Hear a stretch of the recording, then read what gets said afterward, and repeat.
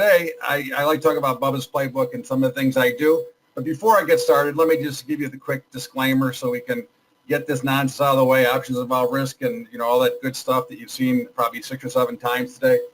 And just, I know Raleigh just went over and introduced me. And, I've been trading for 39 years. I'm still a member of the Chicago Board of Trade, but did start in 1980 as a full-time trader and traded on the floor until about 2005 when actually the floor has kind of dried up. I've written 2 books on trading options, but I do trade everything, futures for it. I trade any, if it moves, I'll trade it. In fact, give me a chart on cockroaches, we'll trade those too.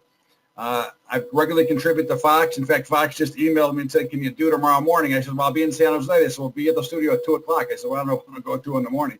But CNBC, Bloomberg, BNN, RFD TV, and Phoenix TV of China, as well as Kitco News. Got my own radio show every day. And, of course, I was one of the original market makers in performing markets in the S&P. So, and I've done, obviously, lots of TV. Here's me co-hosting with Mornings with Maria. But today, what you're really interested in is what's Bubba's Playbook, what's the magic behind it, some hedging, some examples, and how you can take advantage. And, again, one of the things I like to tell everybody is trading is a skill, okay? It's not, it doesn't take a Harvard degree.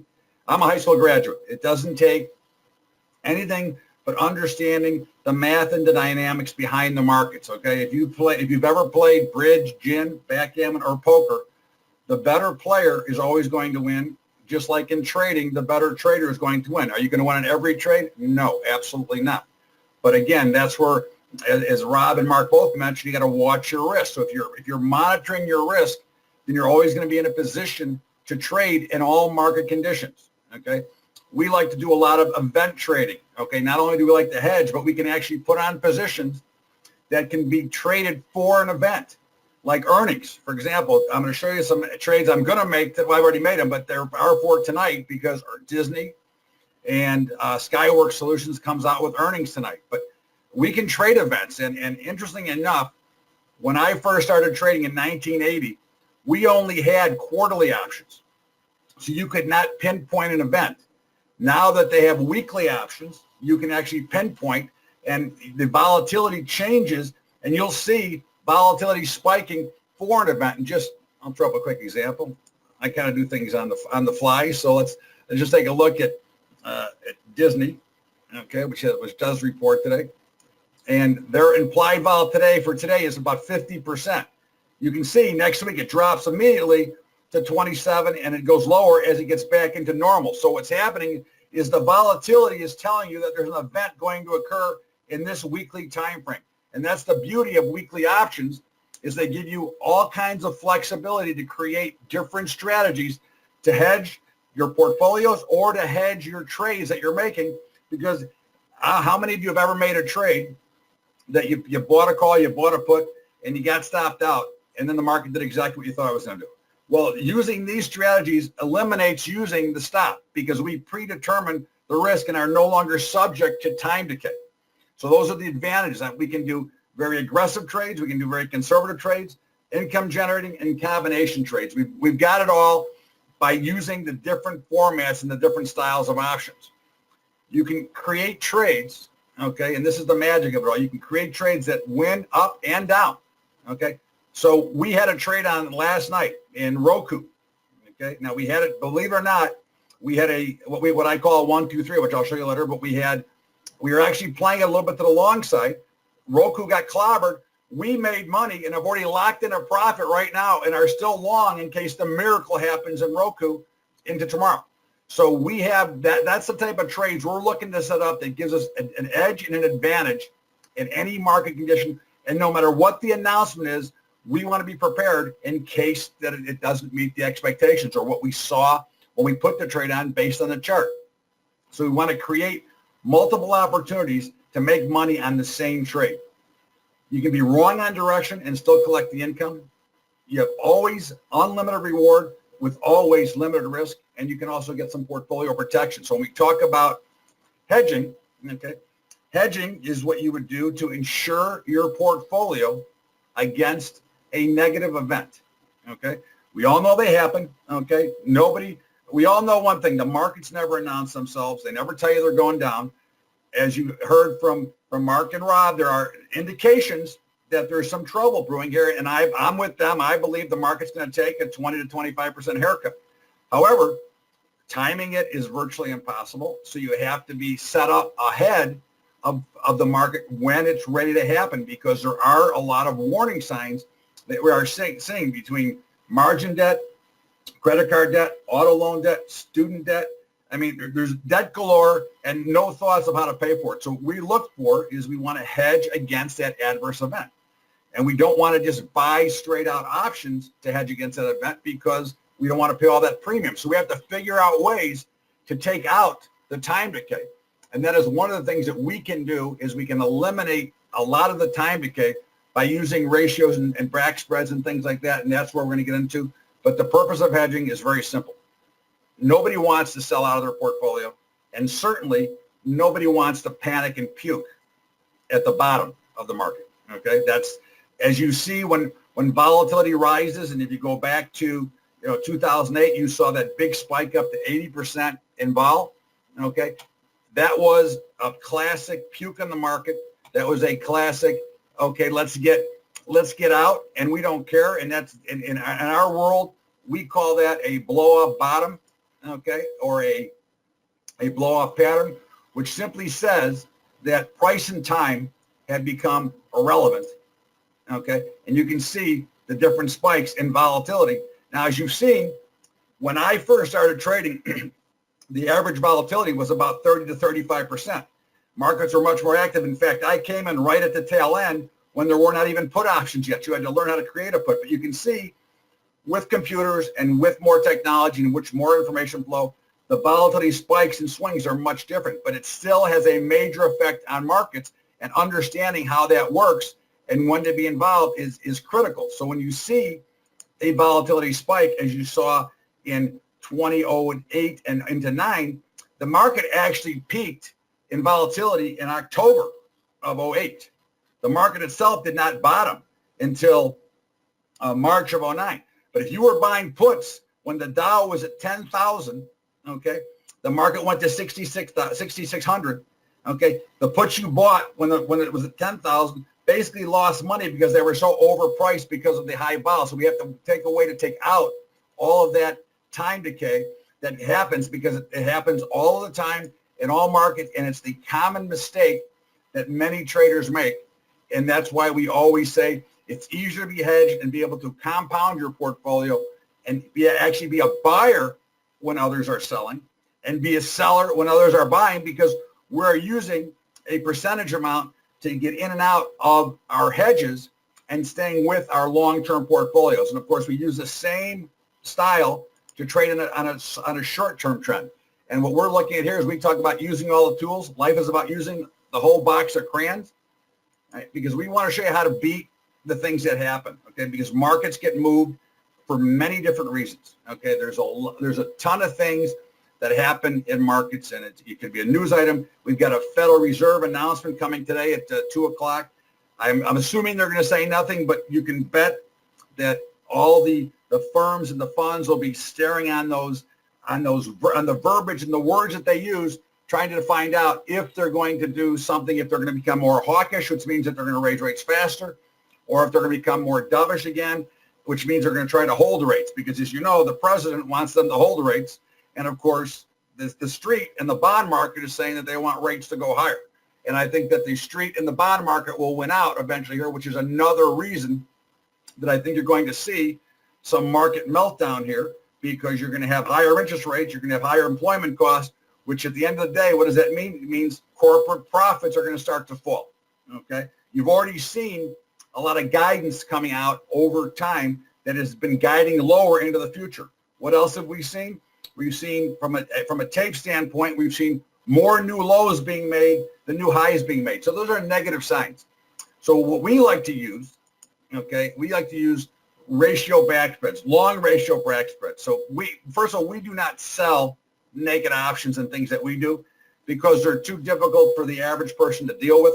There's nothing wrong with that, but they can be costly and they can be dangerous. So we always use everything. What we say is we spread everything off by using a long ratio back spread. Okay. When would you want to use a ratio back spread? Well, it's a great question. I'm glad you asked. When you have an opinion on a stock, okay, when volatility is low is when they work best. You're looking for a change in volatility. So if you use some of the examples that Mark showed on his volatility, you can use this. This works best when volatility is low and you're looking for a pop in volatility, because if you know or you don't know, but I'll explain to you that options are the one vehicle that you can own that they get, when you're right, they get more valuable and they retain more value, because if you look at delta, and delta is the amount that an option will move for every $1 move in that stock. You buy a 50 delta option, and you can consider that as about 50 shares of stock. That's really what it represents, because if it goes up $1, you make $50.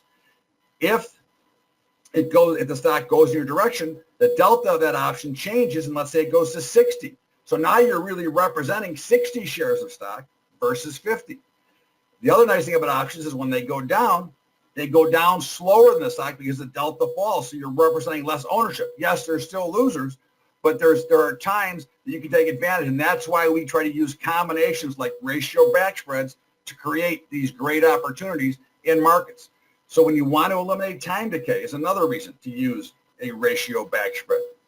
When you want to play an earnings announcement, when you want to hedge your portfolio, or basically whenever you want, okay?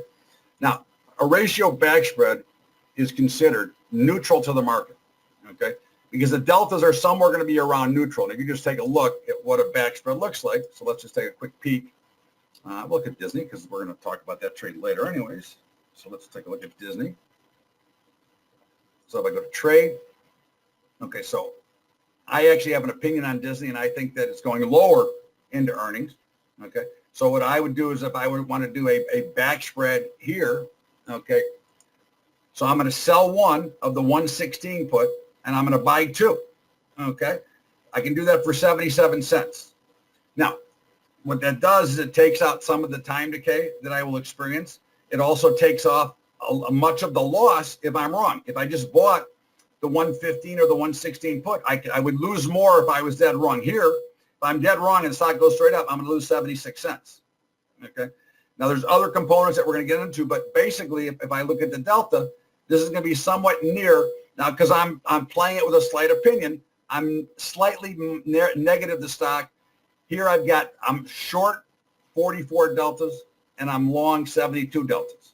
Okay, so basically I'm representing 28 shares of stock to the downside, or I'm short 28 shares. Okay, if I'm right, it'll go to 100 shares.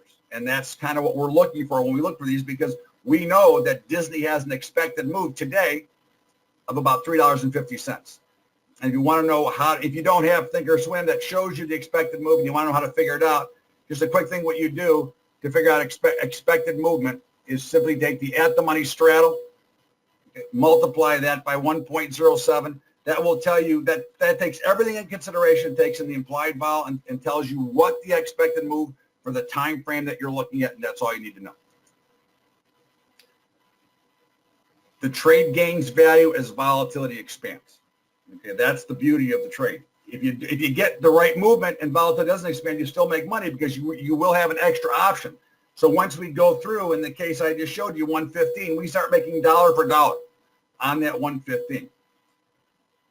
If it continues to go in your favor, obviously you continue to make money, because now you're representing, in this case, 100 shares short of the stock.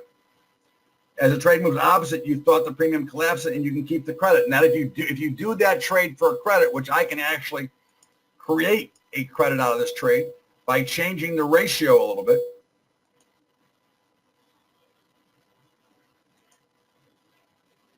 So I change a little bit of the distance. Okay, and I change the ratio. Now I'm collecting a 44-cent credit. Okay, so now I need a little bit steeper drop, but since I'm bearish, I'm not so concerned about that. But again, if I'm dead wrong on this trade, I get to keep the 46 cents if it goes straight up. And this is a one-day trade for right now. Today, we're playing it for tomorrow. The earnings are tonight at about 4 o'clock Eastern. Bang, that's what we're playing it for. And we're looking for basically a one-day trade that is very similar to what we just did in Square and in and in Roku. You can see Square went from, we were at the 82.50 puts that we created this position on. It's now 75. Okay, that's a live trade that's open right now. Now, a 1-by-2 ratio back spread with calls is created by selling the at-the-money call and buying 2 of the out-of-money calls. Now, we always use the at-the-money option. That's one of the key things I think a lot of traders make mistakes on. You want to use the at-the-money options because that's where the value is at. That's where the probability is. Okay, so you want to use the at-the-money. It either creates more premium if you're selling. It creates more action if you're buying. So, again, that's where you want to be, is the at-the-money. And we go at the money on the sale, and we go 1 strike out or 2 strikes out on the buy. We're going to go at 1-by-2 or sometimes 2-by-3, sometimes 3-by-4. It really depends. And this is the things that you learn as you go forward. The strategy is just usually established for a credit.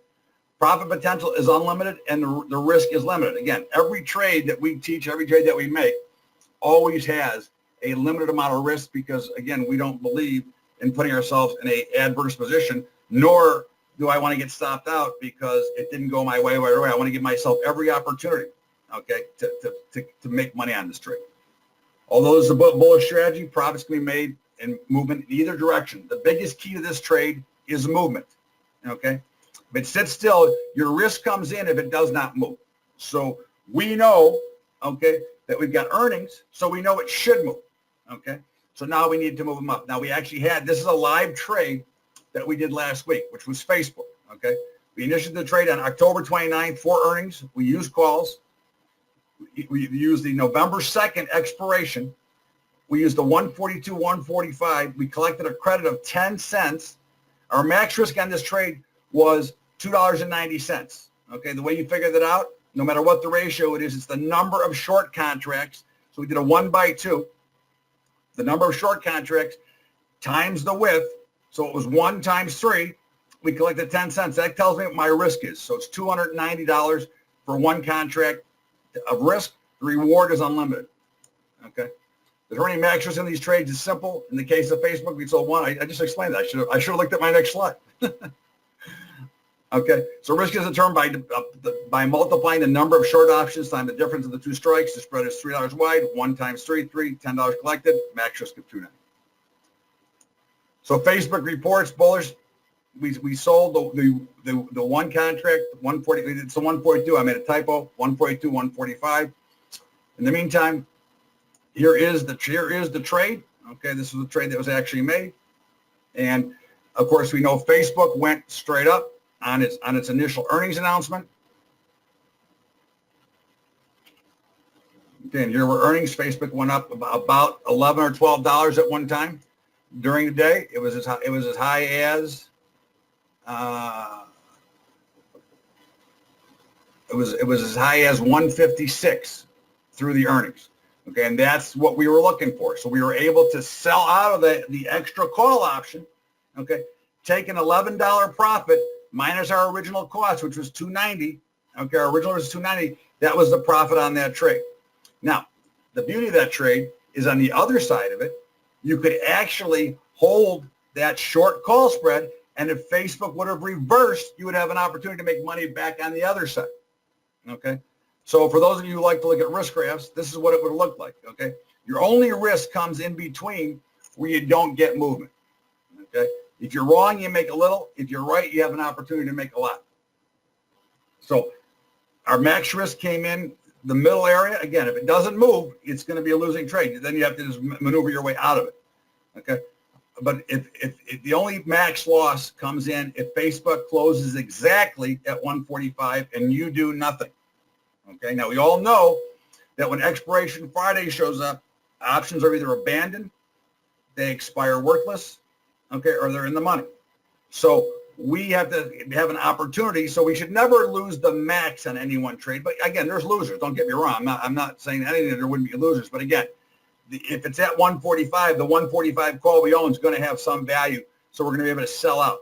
But again, this is how the risk looks at it and how the trade looks. If you're wrong and Facebook collapses, you keep $10. You know, almost enough to cover your commission. And here was the earnings trade that I just showed you, but here it is live on the screen. Profit rallies to 155, locking in a $700 profit. Okay, it's sometimes it's just that easy. Facebook exploded higher earnings, so the extra 145 call, immediately locking their profit. Hold the short call spread looking for additional profit. Result, the one extra call, 145 for $10, bringing a $7 profit, but there is more. Okay. The exit at $10 credit created the profit. Now we're short the call spread. Okay, so if the stock happens to collapse, and we've all seen these big runs up and then a collapse or big runs down and a rally. So you can't lose that $700 profit. That is now officially locked in because you take the risk that you had on the trade. You take that from the $10. That tells you that is guaranteed profit no matter what happens. The stock keeps going to the moon. Okay, you made $700. If by some chance we get a market meltdown, guess what? You get the opportunity to make more money on the other side. If it would break back below 142, you can make up to $3 per contract. In this case, one contract, so you could make an additional $300. Okay. Profits locked in, leaving the short call spread, profit potential 300 plus 700 already locked in. Now, put spreads work the same way. Okay. So if you have a bearish opinion, you would do a put spread. Okay.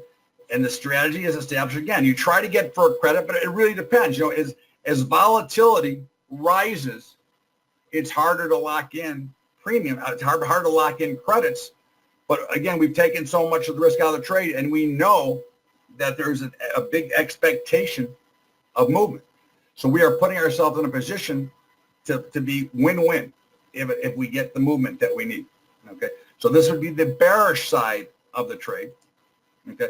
Now, we did this. This is an old trade, but I just wanted to show it to you because I used a different ratio. This was in August of 2016. Okay.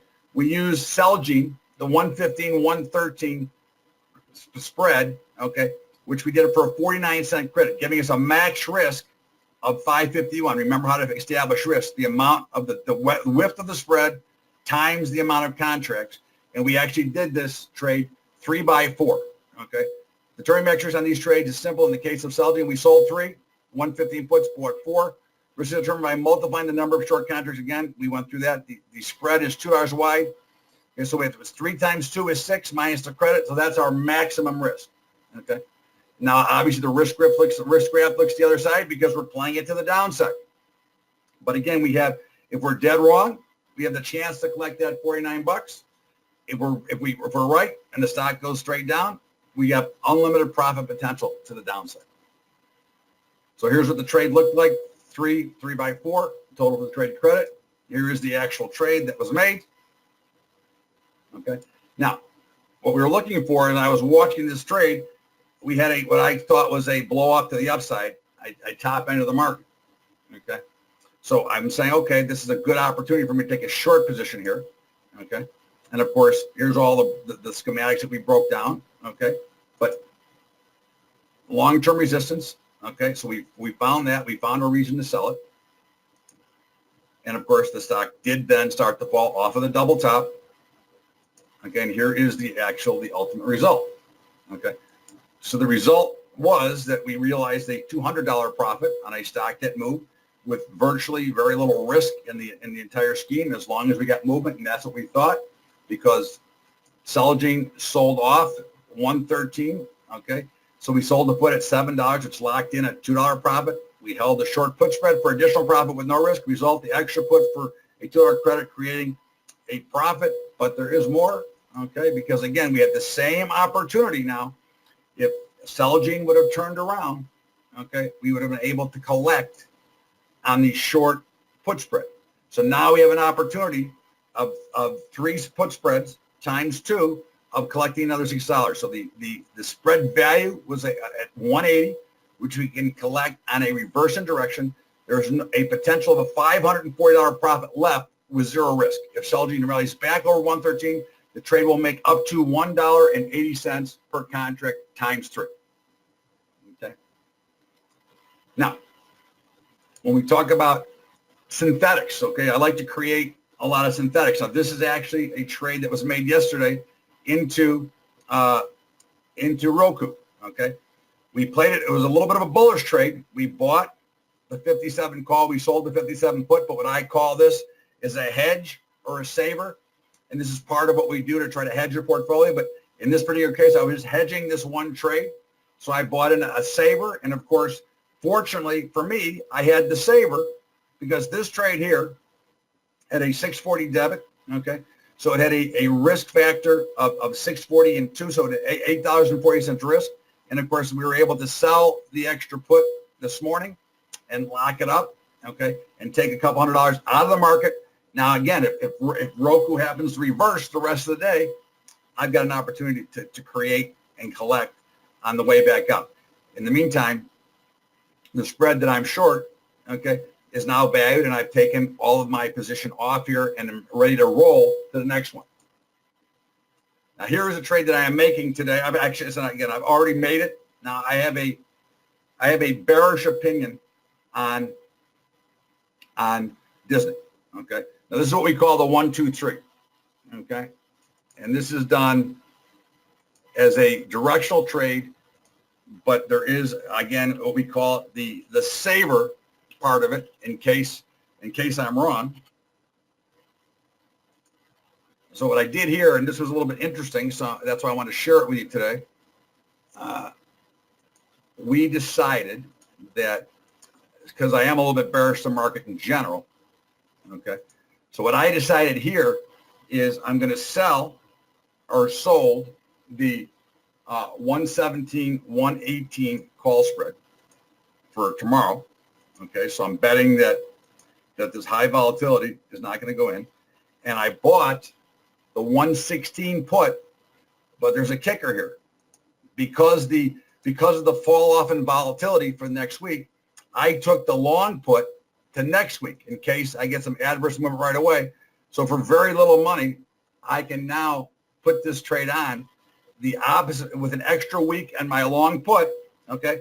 And as you can see, the value of this has already gone up a little bit. And again, this is all nonsense right now. I mean, I'm not selling it here anyways.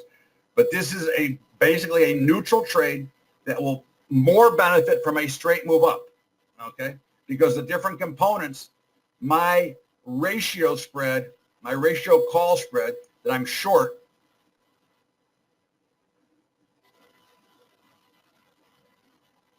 is let's see where it's at now. It should be at a credit, okay?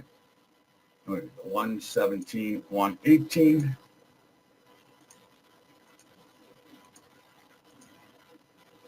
So right now it's even. It says a small credit. When I did it earlier, it was at a credit, okay? So I have a credit on this side. I have a debit for the trade. All I need is movement. I need it to move away from these strikes, and I'm set up and ready to rock and roll. And that's kind of what we're looking for when we make these type of trades. And there's another trade that is today. This is today as well. I have this one on as well. It's the opposite, okay? I'm bullish on Skyworks, okay? And again, it's not that I'm personally bullish on Skyworks, but basically when I'm making these trades, we make certain assumptions as traders, okay? Now, to me, I look at this trade and I go, okay, to me, it looks like they've already priced in all the bad news. Could it go lower? Sure. That's why I put the saver part of the trade on. However, okay, in my eyes, when I look at a chart, I say, this looks like they've already priced in all the bad news. How much more bad news are they going to find? Because as we talked about in today's world of speedy technology, everybody knows already. I mean, we know immediately there's information. You know, when I first started trading, you know, it took forever. You know, it took forever to get an order done. It took forever to do anything. Now, everything goes in microseconds. So here I go, okay, so to me, the advantage to me is that the market has a much bigger chance to break to the upside than to the downside. Okay, so we wanted to be prepared, and so we played it with a long bias versus Disney. Oh, I forgot. Versus Disney, which I played with a short bias because, again, I go, well, how much more good news are they going to find? They've already got it all. Now, could it go higher? 100%, but I'm protected if it does go higher. So I keep myself kind of hedged around the portfolio no matter what happens, because one thing we always have to remember, okay, the stock market can be fooled, but not forever. The market is always right. And so what we like to do, and just as an added bonus here, we like to hedge our portfolio. And what we use for hedging is we use the triple witching quarterly option cycle, Okay, it's much more complicated. I can explain in the couple of minutes I have left here. But what we want to do is we either can hedge a stock exactly to itself, or you can hedge a group of stocks to an index. Most people have a portfolio which has a number of stocks, so it's kind of hard to hedge stocks to themselves when you have so many. So what we do is we create a beta-weighted portfolio, okay? Because not all stocks have the same effect on an index. They don't all have the same beta. You know, a stock like a U.S. Steel has a beta to the index of about 2.5 versus a stock like Wisconsin Electric that has a beta less than 10, okay? I mean, less than 0.10. So, again, you don't have to always hedge exactly. So you create a beta-weighted portfolio. And if you had the S&P, and let's say it had $500,000 dollars worth of SPY stocks, or not SPY, but S&P stocks, all I would do on 500,000, I would go to December for now. Okay, this is, again, we use the triple witching cycle because that's where all the liquidity is. And right now, if I wanted to hedge it, I'd sell the 281, 279, 1x2 back spread. Okay, so I have absolute protection here on a $500,000 portfolio at 274.83.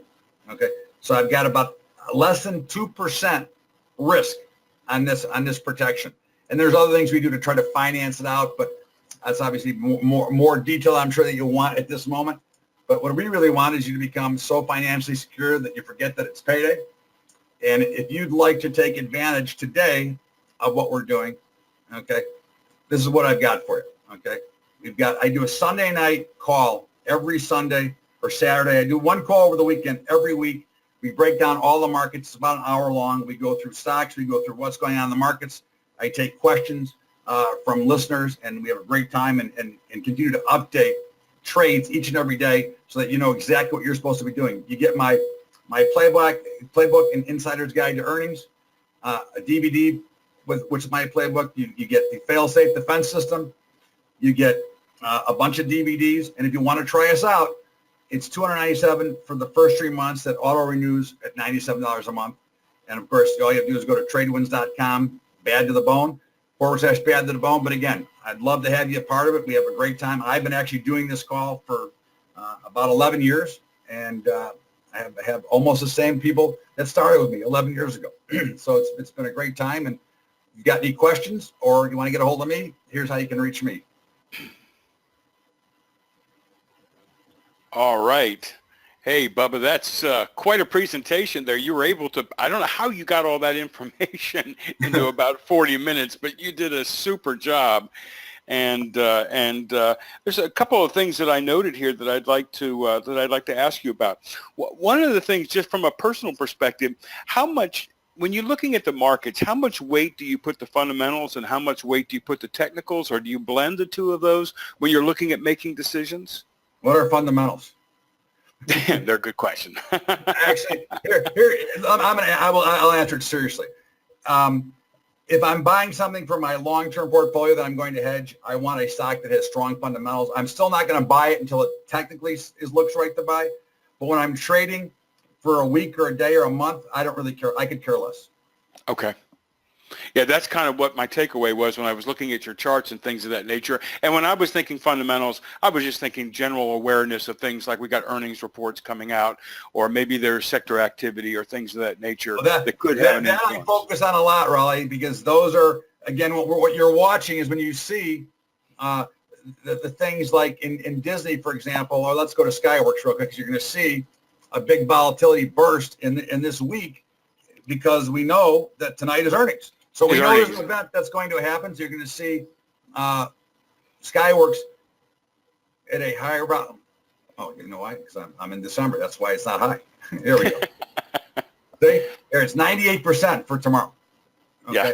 The stock's projecting a $5 move overnight. So that's why we can. These things are. I never call these fundamentals, but these are things that I'm looking for. So I know anytime for all of you out there. Okay. If you ever see a stock that has one particular series or serial of options at an extreme volatility, you know there's something happening. If it's not earnings, it's possibly an FDA announcement. There's something that's going to happen that you should be aware of. And from that, but just as a quick follow-up on that, Bubba, do you like taking a look at trading opportunities around events like that, or does it really depend on the stock? I love the trade around events because we know we're going to get movement. We can really You're going to get movement and take advantage of that high volatility. And I also like to trade around. I love the trade when volatility gets crushed because usually that means that it's going to start to pop up again. Sure.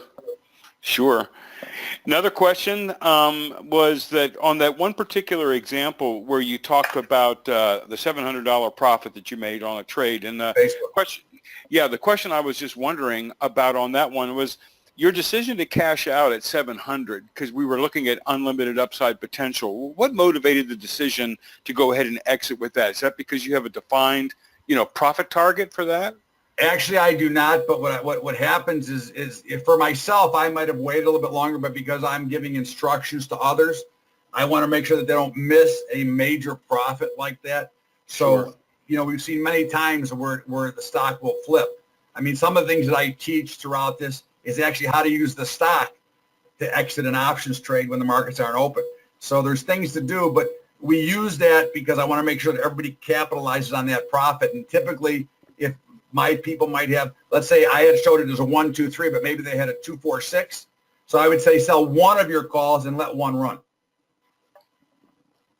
All right.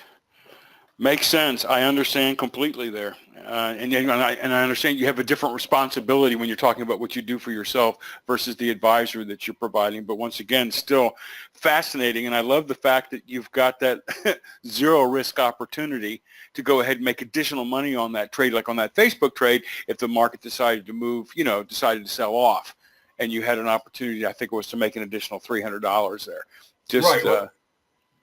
Those are our goals, are to try to put ourselves, again, as I go back to what I opened with, is that this is a probability game.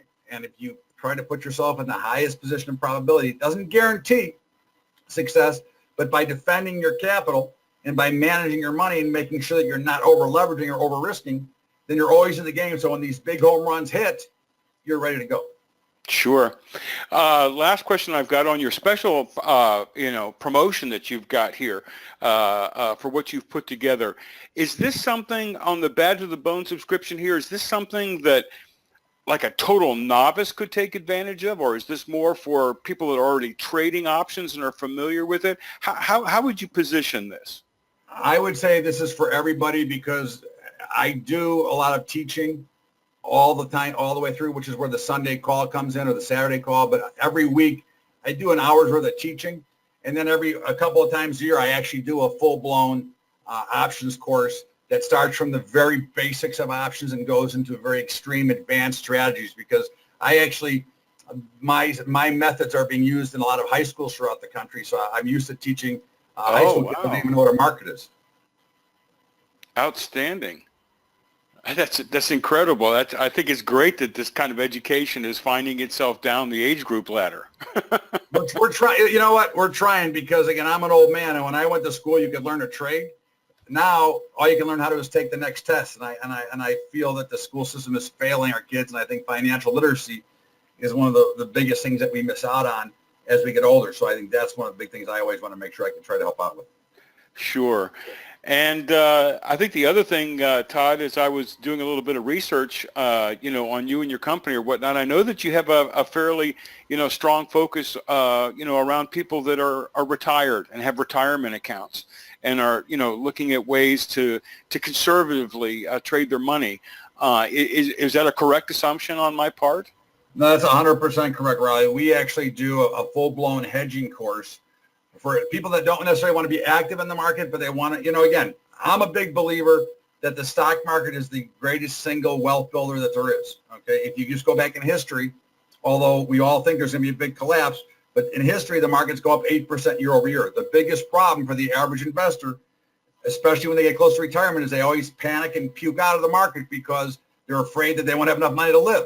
We teach a method that actually teaches you how to compound that market. And what we really talk about is never selling a stock ever again. And I believe in that with every ounce of my being, to never sell a stock ever again. And of course, I've got a mother who's 90 years old who I've been hedging her portfolio since my father passed away. And she's still got plenty of money and never sold out in 08, never had to sell, never panicked, never even looks. Why? Because she knows that she's protected and that she's actually reinvesting when the markets are getting tanked, because her hedges are creating more capital to put back in the money. So she's taking money from one pocket, putting into another pocket. So Wow. it's a great model. That's super. And it's interesting when you say never sell a stock. Again, it, in my mind, kind of presupposes that you're invested in some pretty good stocks to start with. Well, you know what? It doesn't have to be. You know, we all know. I mean, I remember in 2011, I believe Apple was 700 and they had the special ticker. And I was on Bloomberg and they kept saying how great the earnings were. I said, I'm a seller here. It's going down. I like the stock, but I think it's going down. It went down to 350. Now it's worth about 1,200. But in the meantime, you know, again, that's why markets move back and forth. Right.